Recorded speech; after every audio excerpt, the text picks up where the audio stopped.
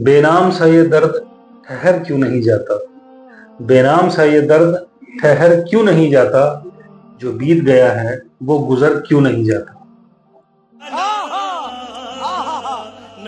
दर्द और तकलीफ हमारी जिंदगी का एक बहुत अहम हिस्सा है और चाहे न चाहे, जाने अनजाने से, नोइंगली बाई अननोइंगली समहाउ हमें दर्द से दो चार होना ही पड़ता है। और आजकल की इस भाग दौड़ भरी जिंदगी में कहीं भी किसी से आप अगर इस सवाल का जवाब मांगेंगे कि आपको कहीं दर्द है, तो शायद जवाब मिलेगा कि हाँ। ये बड़ी अच्छी बात कही आप। किसी को कंधे में दर्द है, किसी को कमर में दर्द है, किसी को सर में दर्द है, तो किसी को कोहनी में दर्द है। हत्ता के बॉडी के किसी न किसी पार्ट में हर किसी को कहीं ना कहीं दर्द की शिकायत से दो चार होना पड़ता ही है। बात तो सही है। दर्द पर इतनी शायरी कही गई, इतने दीवान लिखे गए, इतनी किताबें लिखी गई और मेडिकल साइंस की इतनी तरक्की होने के बाद एक साइंस निकल के सामने आती है, that is called pain management therapy. दर्द को दूर करने के लिए लोग क्या से क्या करते हैं, लेकिन ये सभी तरीके के दर्द को दूर करने के लिए आखिरकार क्या कुछ ऐसा है जिसके लिए हम कुछ कर सकते हैं?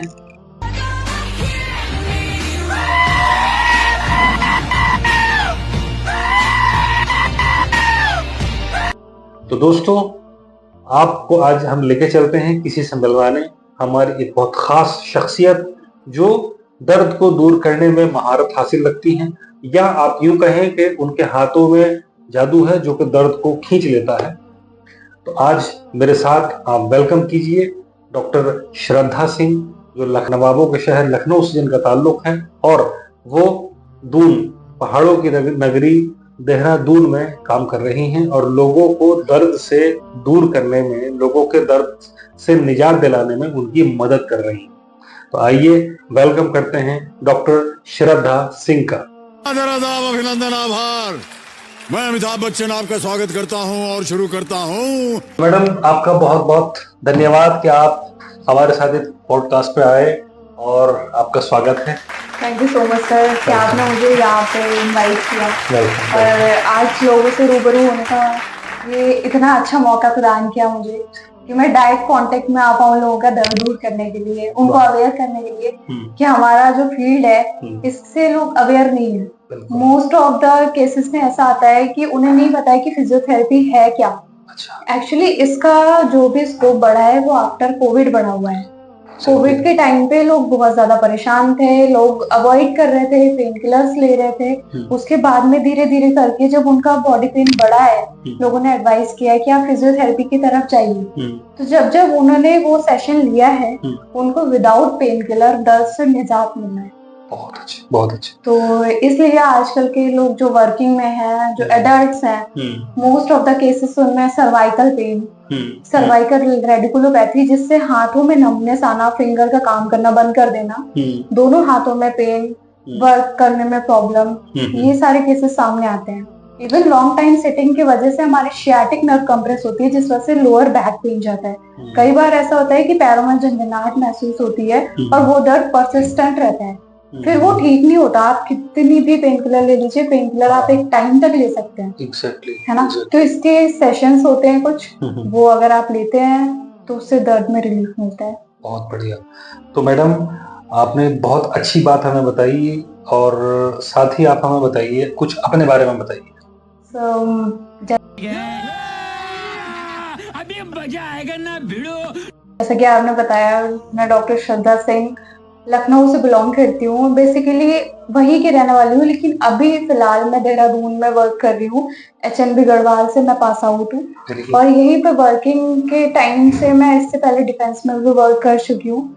तो अच्छा एक्सपीरियंस है मेरा पीडिया में और फिर ऑर्थो में भी। मोस्ट ऑफ द केसेस आजकल ओल्ड एजेस में नी पेन काफी ज्यादा कॉमन है, तो वो ऑस्टियोआर्थराइटिस की तरफ है, रूमेटॉइड अर्थराइटिस की तरफ लेके जाता है, जिससे बैठने उठने में प्रॉब्लम है, जॉइंट्स का प्रॉब्लम है, चलने फिरने में प्रॉब्लम है। इवन आजकल पोस्ट सर्जिकल इसमें भी बहुत ज्यादा स्कोप है इसका, तो उसमें भी हम पेन मैनेजमेंट का यूज करते हैं। एक लफ्ज आपने अक्सर सुना होगा, that is called pain management, अक्सर मैं भी सुनता हूँ। आज आप हमें बताइए आखिरकार ये पेन मैनेजमेंट क्या है? सर पेन मैनेजमेंट एक्चुअली हम मोडालिटीज को यूज करके मसल को स्ट्रेंथ प्रोवाइड कराते हैं। आफ्टर दैट फिर हम उसके इन्फ्लेमेशन को रिड्यूस करने के लिए एक्सरसाइज करवाते हैं। फिर कुछ एक्सरसाइज हम डेली रूटीन में भी ऐड करवा देते हैं जिससे कि आगे आपको प्रॉब्लम नहीं हो। बिल्कुल बिल्कुल। तो मिनिमम इसके 10 डेज के सेशन रहते हैं। अच्छा। तो अगर कभी भी किसी को कोई भी प्रॉब्लम होता है तो मिनिमम 10 डेज में वो रिकवर हो जाता है।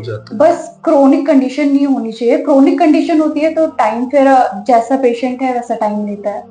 अच्छा, आजकल क्या वजह है कि मैंने देखा है कि बैकएक की वजह से लोगों में ज्यादा प्रॉब्लम आ रही है, कमर दर्द के तो बहुत ही ज्यादा पेशेंट हैं। सर कमर दर्द का प्रॉब्लम वही है, लॉन्ग टाइम सिटिंग है, उनकी डेली लाइफ स्टाइल है कि वो डेली रूटीन में बैड पोस्चर एकदम ही मोस्ट कॉमन फैक्टर है कि वो स्ट्रेट नहीं बैठते, उनका पोस्चर करेक्ट नहीं रहता है, चलने फिरने जो भी डेली एक्टिविटीज है उनमें उनका पोस्चर करेक्ट नहीं होता है। बैड पोस्चर की वजह से आपको होल बॉडी एक्ट रहता है। अच्छा, मतलब क्या कि अगर ये माने कि लोगों का पोस्चर ठीक नहीं है काफी हद तक। अच्छा, पोस्चरल प्रॉब्लम है। हाँ जी। अच्छा, ये मैडम आजकल सर्वाइकल केसेस भी बहुत मिल रहे हैं, कहीं फोन तो इसके पीछे कोई जिम्मेदार नहीं? बिल्कुल सर, आपने सही बोला कि इसके पीछे ना फोन एक मेन कारण है कि आप हर टाइम फोन का यूज करते हैं, उसमें हम ध्यान नहीं रखते कि हमारी नेक का पोस्चर क्या है, कि हम कभी भी झुके हुए हैं, कभी भी बैठे हुए, लेटे हुए, तो हम ध्यान नहीं रखते कि हमारी नेक पे प्रेशर भी बढ़ रहा है जिस वजह से नर्व कंप्रेस होती है और वो पेन पूरा बढ़ता जाता है। हम स्टार्टिंग में पेन किलर्स लेके उसको शांत करते हैं लेकिन वो एक टाइम के बाद में इतनी कंडीशन बेकार कर देता है कि वो हमारे हाथों की नर्व्स को डैमेज कर देता है और वो डिजीनेस करता है, वो नोजिया प्रोवाइड कराता है कि आपको उल्टी आने की समस्या, आपको चक्कर आने की समस्या बढ़ जाती है। अच्छा, एक प्रॉब्लम आजकल बड़ी कॉमनली लोग कंप्लेन करते हैं कि that is called burning feet syndrome. ये हाथों पैरों से आग निकलने जैसी समस्या जो आजकल बड़ी कॉमन है। न्यूरोलॉजिकल डिजीज में आता है कि जब भी हमारी नर्व पे कंप्रेशन बढ़ता है, प्रेशर बढ़ता है, हम उस पर ध्यान नहीं देते हैं। तो आपको ऐसी चीजों के लिए डेली एक्टिविटीज में, डेली उसमें लाइफ स्टाइल में एक्सरसाइज ऐड करनी है। तो अगर आप एक्सरसाइज ऐड करेंगे, आपकी बॉडी फिट रहेगी, आपको कभी भी ये बर्निंग फीट वगैरह का प्रॉब्लम नहीं होगा। अच्छा, हाँ जी। ये न्यूरोलॉजिकल रहता है। हाँ जी। अच्छा, इस पे जैसे कई बार लोग कंप्लेन करते हैं, जैसे आजकल बहुत सारी बीमारियां ऐसी हैं लाइक टेनिस एल्बो है। हाँ जी। या फिर इसके अलावा टेंडिनाइटिस की प्रॉब्लम बताते हैं, तो क्या ये भी इनके लिए भी फिजियोथेरेपी करानी चाहिए? हाँ जी बिल्कुल। एक्चुअली आजकल मोस्ट ऑफ द लोग जिम ज्वाइन करते हैं। जिम में एक दूसरे को देख के हैवी वर्कआउट करते हैं, वेट लिफ्ट किया है, उनको नहीं पता है कि उनकी बॉडी कितना वेट बियर कर सकती है ना, कि बैड उसके इम्पैक्ट की वजह से उनको टेनिस एल्बो का प्रॉब्लम रहता है जिस वजह से उनको वेट लिफ्ट करने में प्रॉब्लम आता है। तो क्या जो जिम ट्रेनर जैसे एक्सरसाइज कराते हैं, कई बार लोगों को कहते हैं कि एक्स्ट्रा मोटिवेट करके ज्यादा वेट उठा लिया, इसमें समस्या हो जाती है? बिल्कुल सर, बिल्कुल। वो हर पर्सन टू पर्सन ना वेरी रहता है कि आपकी बॉडी कितना उसको बेयर कर सकती है। अच्छा, मतलब पहले हमें स्टार्टिंग हमें स्लो से करना है, फिर धीरे धीरे करके बढ़ाना है। जैसे आपकी बॉडी रिस्पॉन्स दे रही है उस अकॉर्डिंग, हमें किसी के देख रेख में नहीं बढ़ाना है। अच्छा, मतलब पहले हमें खुद अपनी बॉडी की पावर समझनी है कि हम कितने कैपेबल हैं। ऐसा नहीं। फ्रेंड्स, इस बात को मैडम ने बड़ी अच्छी बात कही, इस बात को आप ध्यान रखिए कि किसी के कहने पर अपनी बॉडी को ऐसे यूज ना करें कि आपने आज ही जो है सलमान खान बन जाना है या सिल्वेस्टर स्टैलोन बनना है। ठीक है, आपको अपनी बॉडी की स्ट्रेंथ के हिसाब से ही बॉडी की मसल्स पर लोड डालना है, सो दैट आपको किसी फर्दर इंजरी का सामना ना करना पड़े। अच्छा, ठीक है ठीक है ठीक है, समझ गया। अच्छा मैडम, आजकल ये स्पोर्ट्स इंजरी बड़ी कॉमन हो गई है, तो क्या स्पोर्ट्स इंजरी में हम कुछ कर सकते हैं? जी बिल्कुल, हर फील्ड में इसका बहुत अच्छा स्कोप है। हर फील्ड में हमारा टेंस का, यूएस का, मोडेलिटीज का यूज होता है। उसके बाद में हम एक्सरसाइज करा के उसको हील करते हैं। नेचुरल हीलिंग प्रोसेस है ये, विदाउट मेडिकेशन।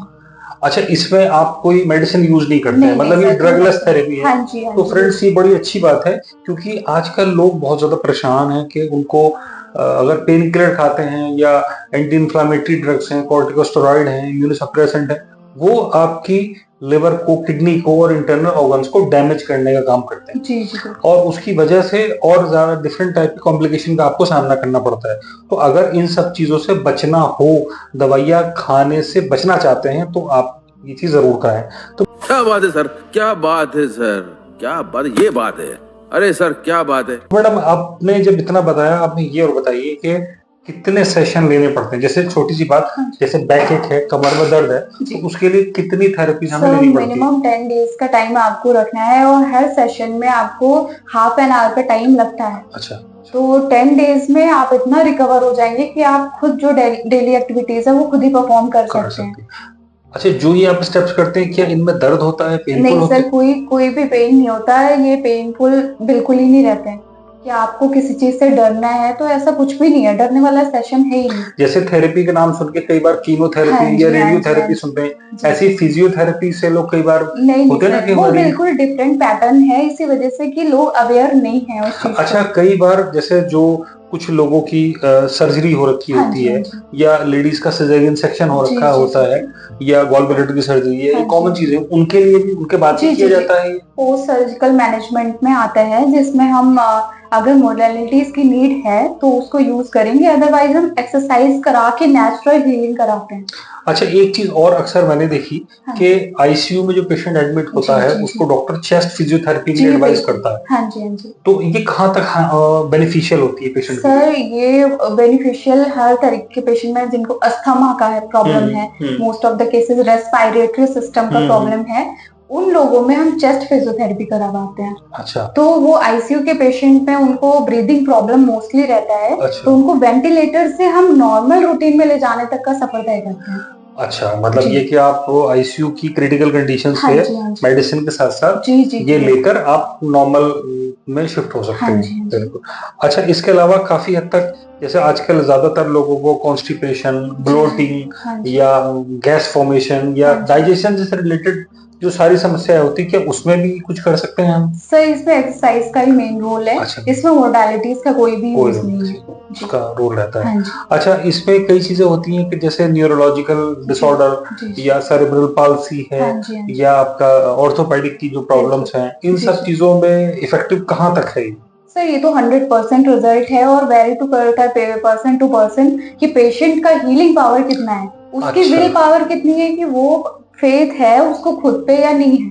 मतलब आप गाड़ी को धक्का तो लगा देंगे, बट ये डिपेंड करेगा गाड़ी पे कि वो चलने की कंडीशन में है। हम यहाँ से ट्रीटमेंट तो प्रोवाइड करा देंगे, हमारा हाफ एन आवर का सेशन रहेगा, लेकिन आप घर पे कितना ध्यान रखते हो वो मैटर करता है। तो मैडम घर पर क्या ध्यान रखना पड़ता है? घर पे आपको ध्यान रखना है कि अगर आपको एडवाइस किया गया आपको वेट लिफ्ट नहीं करना है तो आपको नहीं करना है, इवन बकेट भी नहीं उठानी है। तो वो 10 डेज के लिए रहता है। आफ्टर दैट आप उसको फिर से कर सकते हैं। अच्छा, उसके बाद तो नहीं, कोई इशू नहीं है, लेकिन उसके बाद अगर हम एक्सरसाइज आपको बता रहे हैं तो वो एक्सरसाइज और वो पैटर्न आपको फॉलो करना है डेली रूटीन में, तब आपको ये बेनिफिट्स मिलेंगे कि आपको नेक्स्ट सेशन लेने की जरूरत नहीं पड़ेगी। अच्छा, तो इसमें रीअकरेंस जैसे कि बीमारी के दोबारा डेवलप होने के चांसेस कितने होते हैं? सर बहुत ही कम चांसेस है अगर आप वो रूटीन फॉलो कर रहे हैं। अगर फॉलो नहीं करते हैं तो वो तो 50 to 70% चांसेस है कि फिर से वो दोबारा स्टार्ट हो जाएगा। और एक सवाल और मैडम आप इसमें कि इसमें आप परहेज भी कुछ बताते हैं पेशेंट को? नहीं सर, ऐसा परहेज का कोई भी पैटर्न कुछ भी नहीं है। ये बिल्कुल ही टेंशन फ्री वाली थेरेपी है कि आप आइए, हाफ एन आवर का सेशन है, आप आराम से सेशन एंजॉय करिए और फिर जाइए। फिर आपको फर्स्ट सेशन में ही फील होगा कि आपको कहीं ना कहीं उस दर्द से रिलीफ मिला है। तो मैडम आपने हमें इतनी सारी जानकारी दी और हमारे व्यूअर्स को इतनी अच्छी बातें बताई।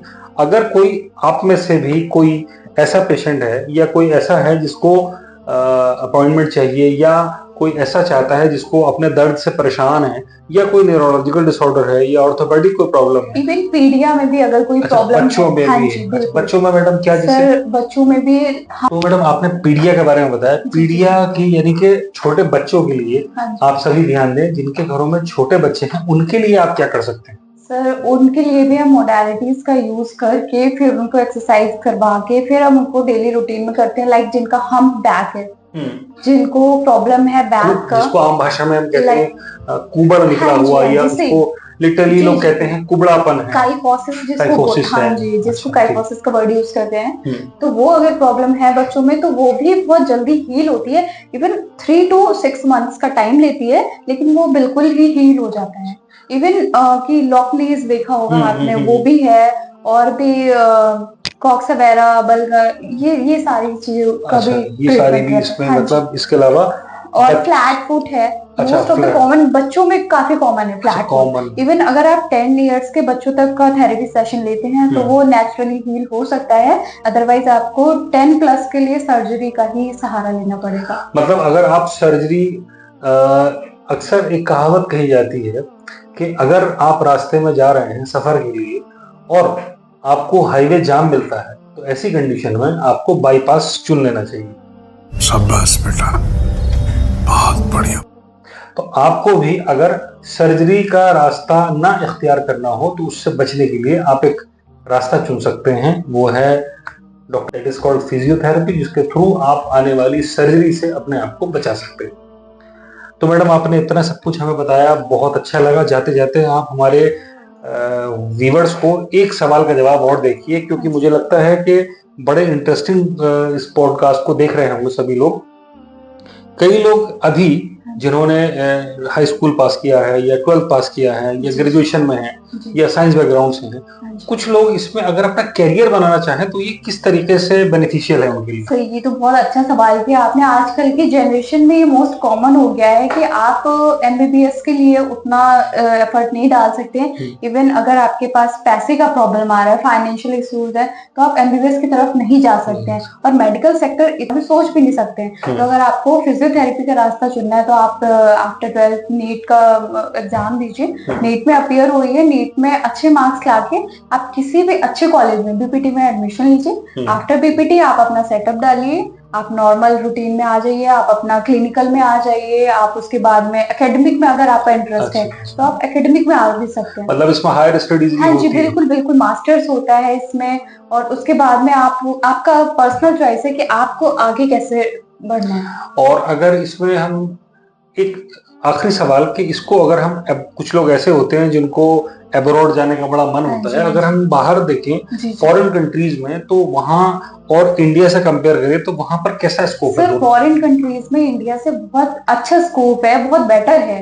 इवन जिनको भी लगता है कि वो आफ्टर बीपीटी वहाँ पे जा सकते हैं तो वो अप्लाई करें और वहाँ पे जाने की ज्यादा कोशिश करें, क्योंकि इसका इंडिया में हायर, वही फॉरेन कंट्रीज में ज्यादा है। अच्छा, मतलब बाहर इसका ज्यादा स्कोप है एज कम्पेयर टू इंडिया। जी जी। तो लेकिन इंडिया में भी है सर। अच्छा। अभी काफी ज्यादा बढ़ गया है और हर डॉक्टर को, हर पेशेंट को नीड है फिजियोथेरेपी की, नेचुरल हीलिंग की। अच्छा अच्छा अच्छा अच्छा। तो अच्छा, इसमें ऐसा कुछ डिपेंड करता है कि फीमेल डॉक्टर फीमेल, जैसे आमतौर पे मेडिकल बैकग्राउंड में होता है कि फीमेल डॉक्टर फीमेल पेशेंट ही देखेगा, मेल मेल देखेगा? नहीं सर, ऐसा कुछ भी नहीं है।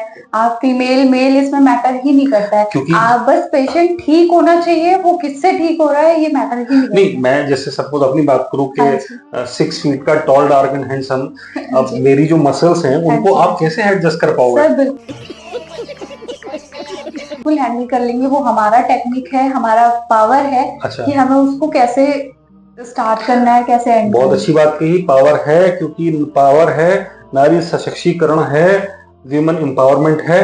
तो आज की बातों को हम यहीं विराम देते हैं। आप अपने कमेंट्स हमें बताइए कि आपको ये कैसा लगा, और आप कोई आपका सवाल हो तो आप लिख कर पूछ सकते हैं। और आखिर में जाते जाते, अगर मैडम आपसे किसी को दिखाना हो, अपॉइंटमेंट लेना हो, कोई क्वेरी हो, कोई कंसल्टेशन हो, तो आपसे कैसे कांटेक्ट करें? लखनऊ करें या देहरादून करें? नहीं सर, देहरादून में अगर जो लोग हैं या देहरादून में विजिट कर रहे हैं तो वो देहरादून में सहारनपुर रोड पे केयर फार्मेसी करके टाटा 1mg का बैनर लगा हुआ है, ट्रेंड्स शोरूम के पास में। आप सुभाष नगर में वहां पे आके कांटेक्ट कर सकते हैं। मैं वहीं पे अवेलेबल हूँ, मॉर्निंग में 10 to 2 AM PM और इवनिंग में 4 to 8 PM। तो आप वहीं पे आके कांटेक्ट। और अगर कोई नवाबों के शहर लखनऊ से मैडम से कांटेक्ट करना चाहे? बिल्कुल, नवाबों के शहर में तो जाना कम रहता है, लेकिन इवन अगर वहां से भी लोग करना चाहते हैं तो मैं ऑनलाइन कंसल्टेशन भी प्रोवाइड करती हूं। ऑनलाइन भी करते हैं? ठीक ठीक ठीक। तो आप उसके थ्रू भी कांटेक्ट कर सकते हैं। चलिए मैडम, समय की अभाव के चलते हम इसको यहीं विराम देते हैं, लेकिन बहुत अच्छा लगा आपसे बात करके, और हम आगे भी इसको कंटिन्यू करेंगे। और आप हमें अगले बार के लिए क्वेश्चन दीजिए कि आप अपनी किस प्रॉब्लम के लिए मैडम से सोल्यूशन चाहते हैं, या कंसल्टेशन चाहते हैं, या सलाह मशवरा करना चाहते हैं। आज के लिए बस इतना ही। अपना ख्याल रखिए, कुछ नया सीखते रहिए, कुछ ना कुछ नया करिए, तभी आप पाएंगे good health. Take care, goodbye, see you soon.